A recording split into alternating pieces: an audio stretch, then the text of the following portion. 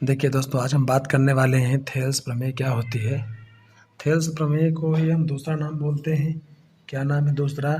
Thales प्रमेय का दूसरा नाम होता है कि आधार समानुकता प्रमेय।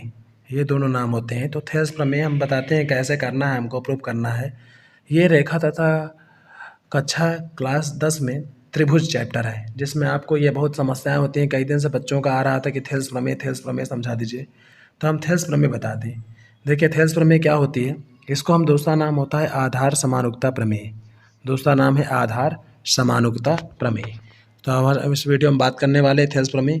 देखिए थेल्स प्रमेय क्या होती है, अगर किसी त्रिभुज को हम एक भुजा के समांतर कोई दूसरी भुजा हो, तो वो जो बीच वाली भुजा होती है वो दोनों भुजाओं को बराबर बराबर पार्ट में डिवाइड करती है। देखो इसमें एक ये है, इसके ये लाइन है, इसके समांतर एक ये लाइन है, जो कि क्या कर रही है, किसी त्रिभुज के दोनों भागों को अनुपात बराबर बराबर भागों में अनुपात में डिवाइड कर रहा है। मतलब ये AD upon DB equal to AE upon EC। तो देखते हैं हम सबसे पहले क्या दिया है। त्रिभुज ABC इस प्रकार है, जिसमें ये वाली भुजा इसके समांतर है। बताए थे ना, किसी तीसरी भुजा जो है वो त्रिभुज की किसी एक भुजा के समांतर है। तो हमने मान लिया एक त्रिभुज है जिसमें ये BC इसके समांतर है, और हमें प्रूफ करना है इनका दोनों का रेशियो और इनका दोनों का रेशियो इक्वल है। तो सबसे पहले हमें कंस्ट्रक्शन करनी पड़ेगी, रचना। हम रचना कर देंगे सबसे पहले क्या, DM परपेंडिकुलर AE पर DM जो लाइन है लंब डाल देंगे हम, DM परपेंडिकुलर ऑन AE। और इसी प्रकार EN जो है परपेंडिकुलर ऑफ AD, ये हम इस वाले में करते हैं। तो अब हम निकालते हैं ADE का क्षेत्रफल। अगर हम त्रिभुज ADE का क्षेत्रफल निकालेंगे तो कितना आएगा, 1/2 आधार गुणे ऊंचाई। इस फार्मूला होता है 1/2 बेस इंटू हाइट। तो ADE का क्षेत्रफल जब निकालेंगे, ADE तो आधार ये हो जाएगा और ऊंचाई ये हो जाएगी, AD और EN का गुणा। तो 1/2 AD गुणे EN ये बन गया। अब हमें पुनः ADE का क्षेत्रफल,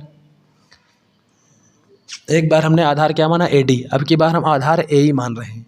तो 1/2 AE गुणे, अब AE हो जाएगा तो लंब क्या हो जाएगा, DM ये बन गया हमारा।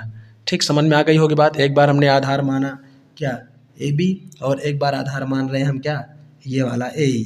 और ऊंचाई एक बार ये मानी जाएगी, जब इसको आधार माने हैं तो इसको ऊंचाई, और इसको आधार माना है तो इसको ऊंचाई, दोनों बन गया। ये equation number first, equation number second. अब बात करते हैं हम आगे। अब हम कौन सा निकालेंगे, त्रिभुज BDE का क्षेत्रफल। त्रिभुज BDE का क्षेत्रफल, इसका ही formula 1/2 base into height. BDE वाले में BD हो जाएगा क्या, आधार, और EN हो जाएगा ऊंचाई।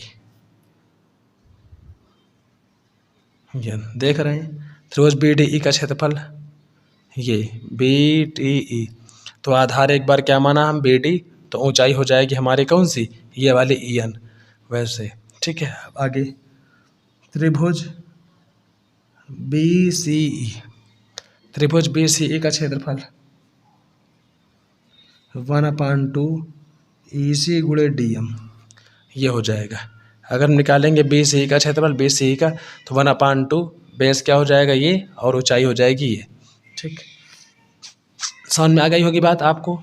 ऊंचाई एक बार ये होगी जाएगी, इसके समांतर ये है, तो ऊंचाई मानी जाएगी क्या, ये वाली DM। समीकरण 3, ये समीकरण 4।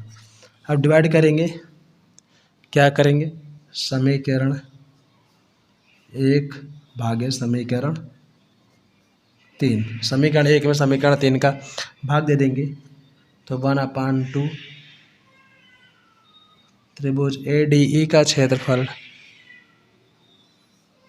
अपान त्रिभुज BDE का क्षेत्रफल बराबर 1/2 AD गुणे EN अपान 1/2 BD गुणे EN से EN कैंसिल, अर्थात AD/BD आ गया।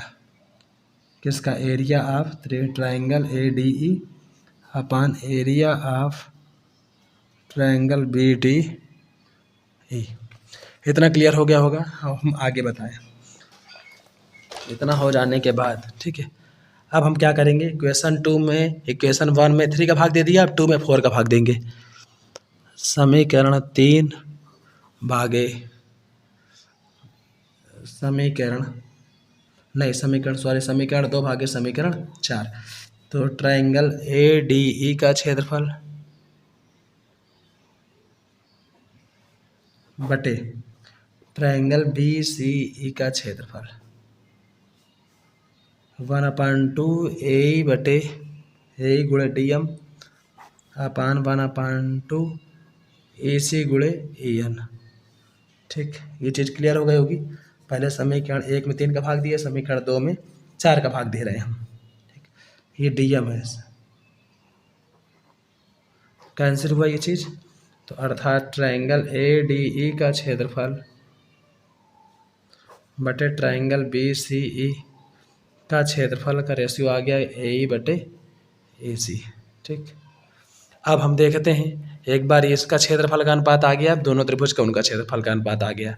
अब दोनों से हम देखेंगे क्या, इन्हीं दोनों से।